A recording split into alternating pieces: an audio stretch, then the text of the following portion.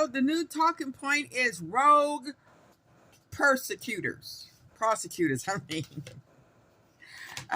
That's the talking point of some people. Not just the people on the right, but also some people on the left.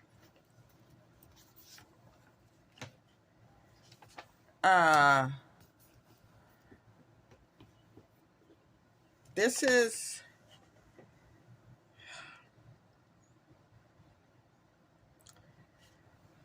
another case of they taking our case and using it against us. Okay, now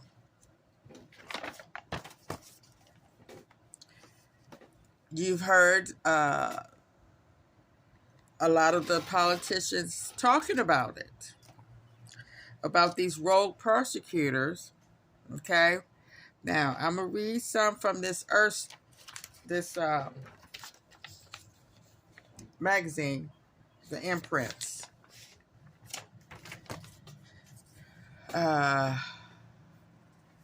It says approximately 90% of criminal cases in the U.S. are handled by 2,300 elected district attorneys spread across 3,143 counties. The rest are prosecuted by U.S. attorneys operated under the Department of Justice. Until recently, elected county district attorneys upheld their end of the social contract by firmly and fairly enforcing state criminal laws and protecting citizens' rights. Regardless of party affiliation, these gatekeepers of the criminal justice system did their job.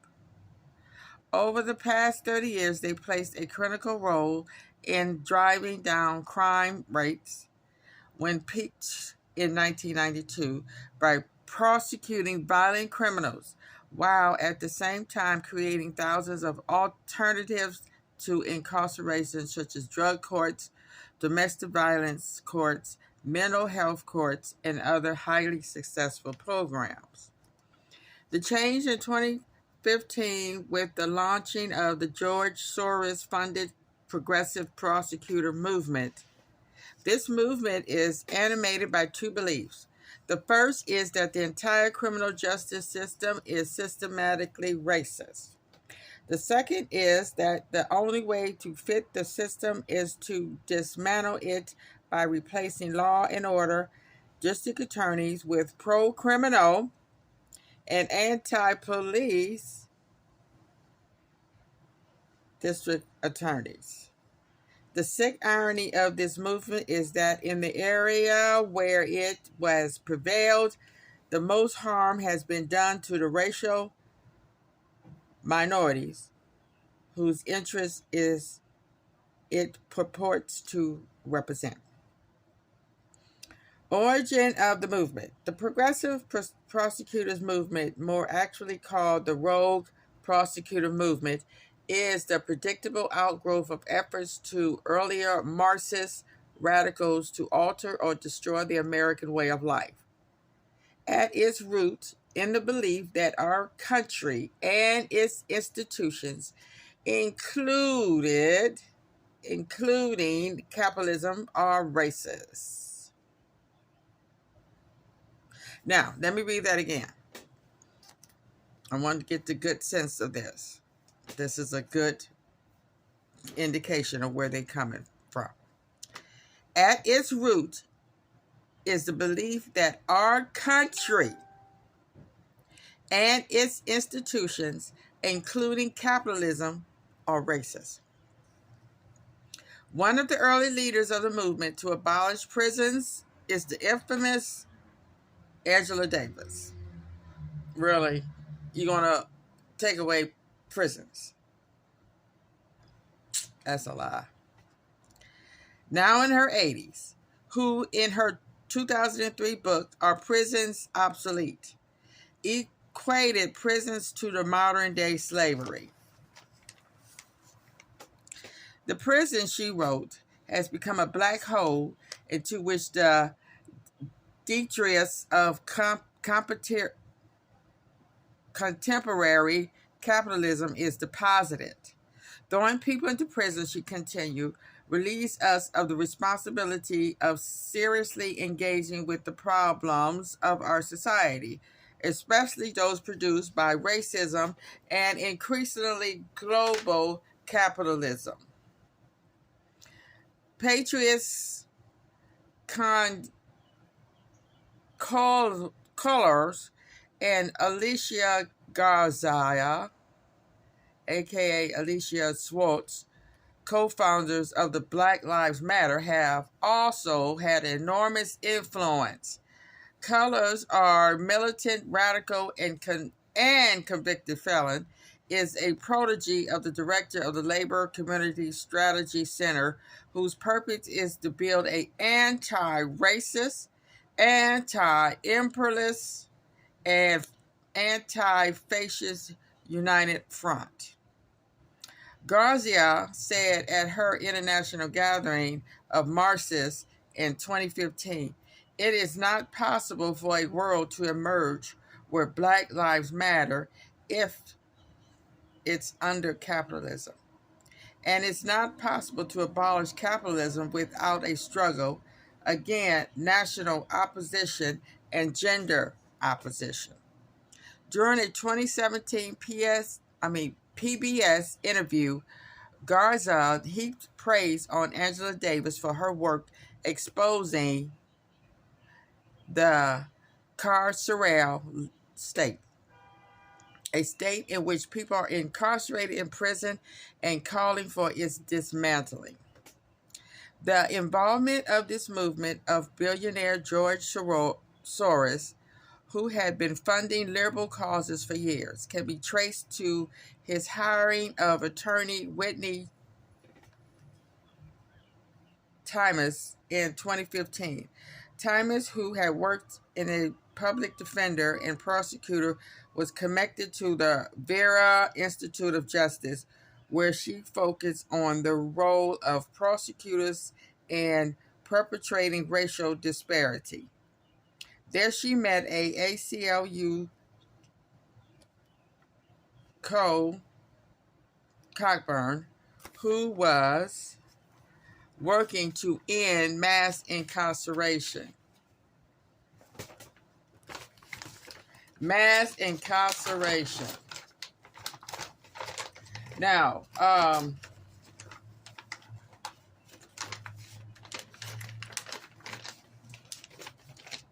okay, I'm not going to read it all.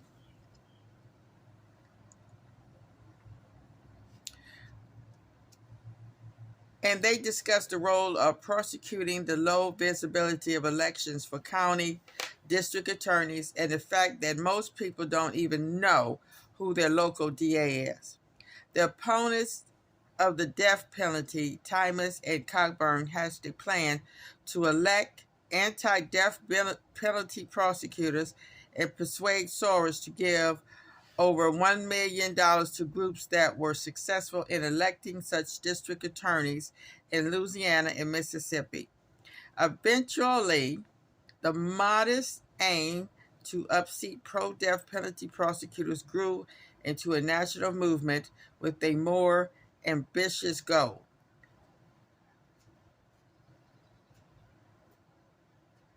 Over the past decade, Soros has spent more than $40 million and campaigned to elect rogue prosecutors. One group has estimated that he has donated as much as $1 billion to the cause. If policy and infrastructure, media relations, sponsored, academic, and think tank papers, lobbying campaigns, and grassroots organizations are taken into account. Other billionaires like Mark Zuckerberg, Facebook co-founder Dustin Moskovitz and his wife Carrie Tuna, and Patty Quilla, the wife of Netflix CEO Reed Hastings, have also generously contributed to the cause. Okay. Now, I'm not going to read it all, but I want to make this one point. the playbook. One of the hallmarks of the Rogue Prosecutors movement has been its usurpation of the constitutional role of state legislators. Once elected, Rogue Prosecutors refuse to prosecute entire categories of crimes that are on the books in their states, justifying their refusal by claiming prosecutorial discretion. But in fact, their refusal to prosecute crimes violates the separation of powers between the executive and the legislation branches of government and distorts the entire legal system. So, you guys, this is real. This is real. And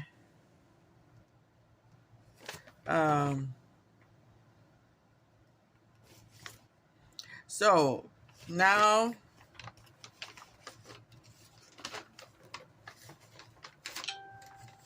every time we try to show some power,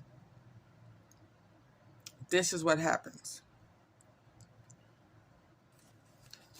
They don't wait to see if it works. They don't wait to see the outcome.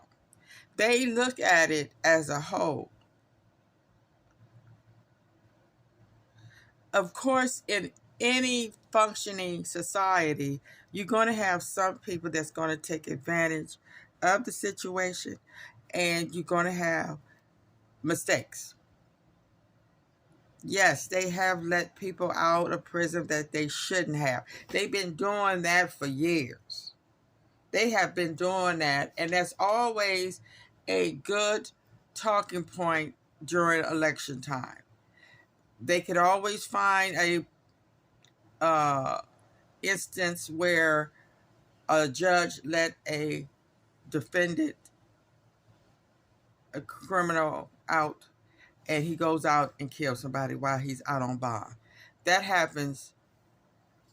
What is wrong with, what is on my piece of hair? I keep feeling. It happens all the time. But what we're trying to do is get more fairness in the justice system. Now, as far as getting rid of the prisons, ain't nobody trying to do that. They're trying to lessen the need for so many prisons. And it starts in the home. If we support families more, they will have the resources to help bring up children that are going to be upstanding citizens. But they really don't want that. They really love to see black people killing each other and going to jail for life. You know they say it. Oh, there's one less nigga to worry about. Okay, now, their prediction of these rogue prosecutors, if they have their way, crime rates will explode in cities that have elected rogue prosecutors. In the 5 years before 2018, when Larry Krasner was elected in Philadelphia, there was an average of 271 homicides per year. Since 2018, there has been an average of 457 per year, of which 83% of the victims were black. Non-fatal shootings have risen from an average of 1,047 per year to 1,588 per year. Aggravated assault while armed with a handgun went from 2,209 per year to 3,116 per year. Retail thefts went from 7,412 per year to 9,084 per year. The auto theft went from 3,691 to 8,665 per year. In Chicago, in the 6 years before Kim Foxx became state's attorney for Cook County in 2017, there was an average of 510 homicides per year. That number rose to 660 in her first year. And though 2022 is an average 666 per year, with over 75% of the victims being Black. Now, they say that the Rogue Prosecutor movement is well funded, and it is showing signs of electoral vulnerability. Voters in blue cities who were initially persuaded to vote for reform-minded candidates who talk about reprimanding the criminal justice system and eliminating so-called mass incarceration are increasingly coming to their senses, given the harsh reality of rising crime rates. Okay, now see, if you're going to have that mindset that you want to eliminate mass incarceration, it doesn't start when they get to the criminal justice. It has to start before they become criminal minded, and eliminating the circumstances, the environment, the community that manufactures these criminals, these gangs, and mental instability. So we need to take really heed to this, what's going on. And we need to get more educated about what's going on with the family. Because we have often seen too many of our young brothers and sisters getting involved first in state children's services, juvenile detention, and then on to the big guys, the criminal, the DA, the prosecutor, when you are looking at years or life behind bars. And who wants to be behind bars for 20, 30 years? It all starts with the family, and it also starts with reforming our justice system. Because we need to put in place where